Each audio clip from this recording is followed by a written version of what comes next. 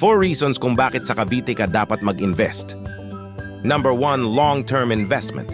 Alam nyo ba na they already sold many housing projects, as in many meaning, dinadagsa talaga ito ng mga investors and retirees be accused of the demand.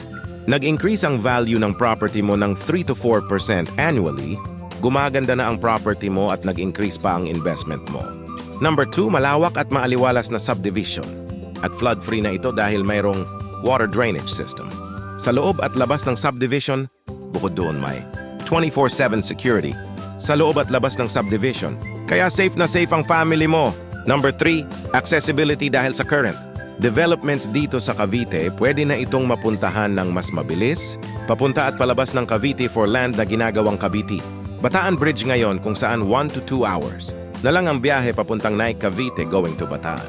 At kung pupunta ka naman pa Metro Manila ay may terminal ito via PIX Terminal going to Mall of Asia at LRT 1. Naman going to Monumento Station. 5 to 10 minutes lang ang layo nito papunta ng mga schools, malls, and hospitals. Number 4, prime amenities. Alam nyo ba na beside sa resort dito sa loob ng subdivision, ay mayroon din itong racetrack field para sa ating mga clients, na kung saan pwede nyong dalhin ang family and friends nyo para maglaro dito, na mahilig mag-horse riding at magkakaroon din ito ng golf course sa loob ng subdivision.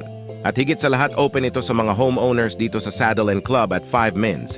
Away lang ito sa itinatayong Arden Botanical na gawa ng Mega World at iba pa, kaya talagang one-stop shop na siya kasi nandito na ang lahat ng pwede nyong hanapin. Bukod transportation, accessibility, amenities at iba pa.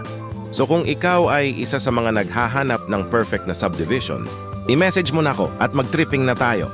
I'm Ronnie Zhao, your trusted property consultant.